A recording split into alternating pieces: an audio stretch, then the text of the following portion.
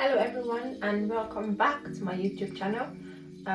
For those of you who have just recently joined this community, those of you that have just recently subscribed, I just want to say a big thank you. And for those of you who have been engaging and trying to reach out to me and give me ideas on what to do or what to discuss in the upcoming episodes, I want to say a big thank you. Thank you, thank you, thank you. Okay, so today we will be talking about how to maximize your breast milk supply or breast milk output. So if you are a mom or an intending mom watching this episode, I would like you to pay attention. If you are a man who has a wife or a partner who is intending to be pregnant, already pregnant, or already in postpartum, then you have come to the right place.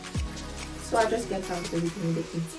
So what the tips I'm going to give you are tips that I've used and things that I've practiced that have helped my breast milk supply now.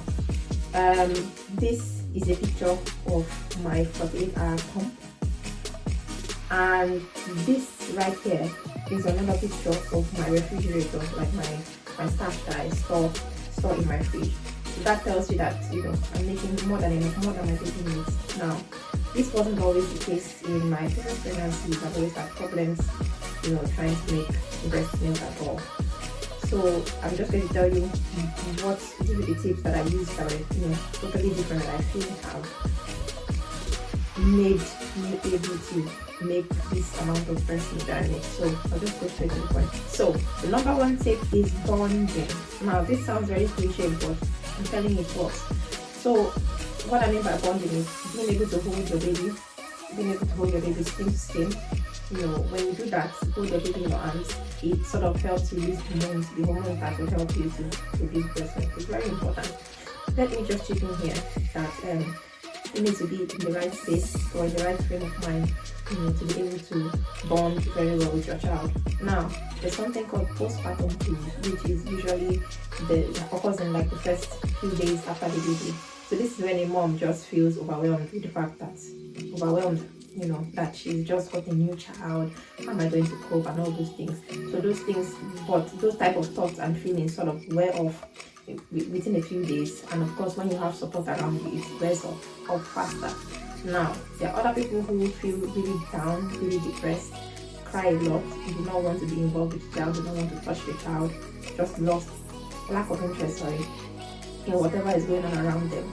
If this sounds like you, then you would need to contact your doctor immediately, because this sounds like postpartum depression. And then if you now begin to have hallucinations, that's to say, you're beginning to hear things that are not, you're beginning to see things that are not there, you're beginning to hear things that nobody else is hearing, and then you're beginning to have thoughts about harming your child, please and please, you need help. You need help, okay? That could be postpartum psychosis, okay? So I said you have to bond with the child, you have to hold the baby skin to skin. That will help release hormones that will make you make breast milk. So the second thing has to be fluids. Now when I say fluids, I don't mean what I mean other liquids that you drink.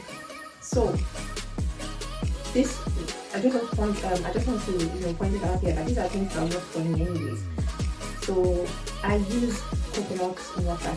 So coconut water is sold in a lot of stores in the UK. I'll do a video, name it, Tesco. And always just find coconut water, coconut milk. Now my favorite is coconut milk, because I just drink it like I'm drinking water.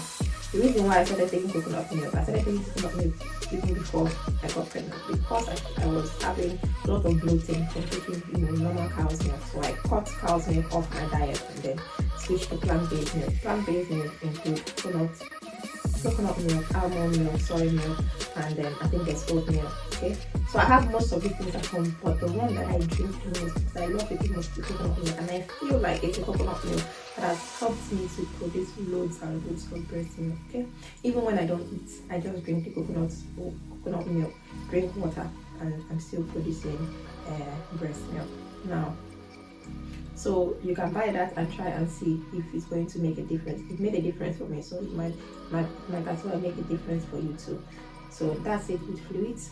I will talk about the next one, which is cutting down your stress. So I know it's difficult to say cut down on the stress, but it's something that you need to look into. If you're stressed out, you're not in the right frame of mind, you're not going to produce enough breast milk for your child. Okay, so your mind needs to be in a good place. You need to be in a good place mentally, physically, okay, to be able to do that. So stress, if you can get family members that would help, your partner, your husband, or whoever, friends that could come in and help within, like the first few weeks of delivery, because that is when lactation usually starts. That's when it commonly starts anyway. So I think if you can get that done, then it's going to help.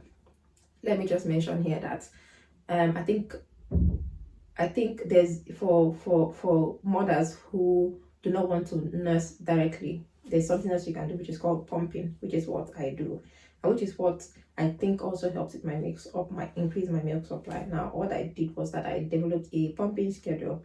So I pumped breast milk, I think four times a day, okay, and I was power pumping. So power pumping means you pump each breast for 20 to 30 minutes, and then it helps increase your breast milk production. Now, what that does is that it tells your body that this baby that this woman has spends 20 to 30 minutes sucking her breast and drains out all the breast milk within 20 to 30 minutes. So then your body says, okay, then I have to produce even more to meet up with the demand of this child. So it's a case of demand and supply, okay? So I did that, and my milk supply increased. So if you're a mom and you don't want to totally nurse your child straight from the breast, then you can adopt the pumping. But I tell you, I think the pumping works a lot to increase breast milk. So mind you, my baby nurses in between pumps, so that further even tricks my body into saying, oh, you need to produce more because this baby is even taking more than we can, taking a lot, so we need to sort of supply. So it's a case of demand and supply. Now, I'm not against eating lactational cookies or all those type of things, but I can tell you that I did that when I had my previous child.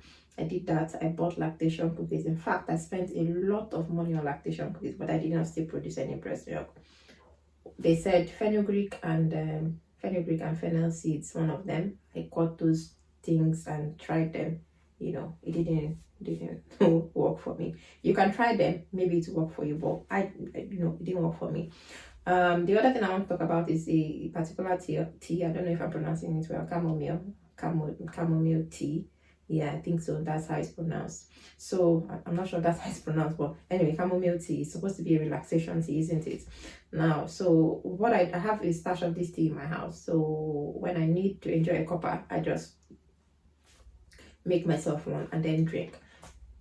I did that because I saw a lot of reviews about it, that it does help milk supply. But I was already making a lot of breast milk before I started taking the chamomile tea, so I cannot tell if the chamomile tea has made it better, or if there's no significant change in supply since I started drinking the chamomile tea. But what I'll say is it's something worth trying, okay, because I've heard so many good reviews from it.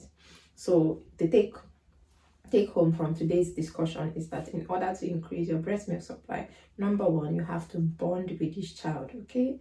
The second one is fluids. You have to drink fluids, okay? So I recommended coconut milk and other plant-based milk. But for me, I feel like the coconut milk works best. Coconut milk and water, okay? That's normal drinking water, okay? So you need to get that if you don't have, and try it, see if it works for you. The third thing is you need to manage your stress level. So get people to help you around with the domestic chores, because like they say, housework not the finish. What it means is that the chores around the home are never ending.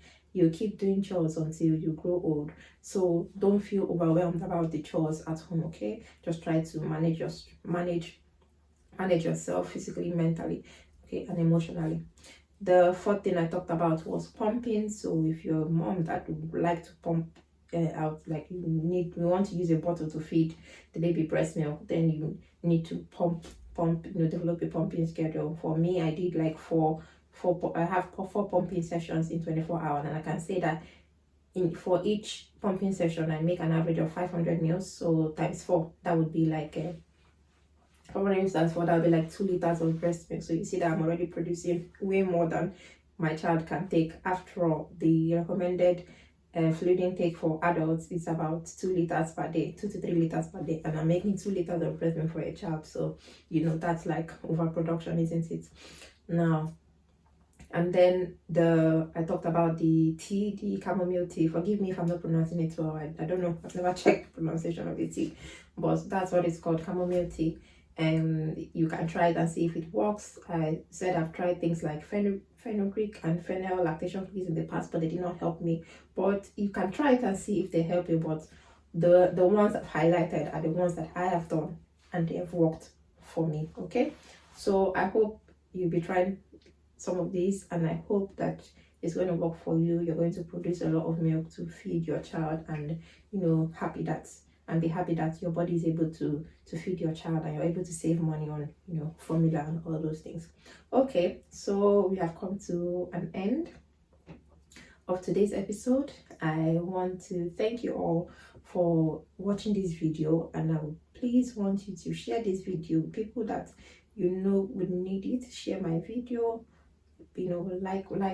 just like this video, drop a wonderful comment on that. If you have any questions or you need me to recommend certain things for you, you can always put that in the comment section and I'll respond as soon as I can. Also, subscribe to my channel and encourage others to subscribe to my channel. Thank you very much, and see you guys later. Bye.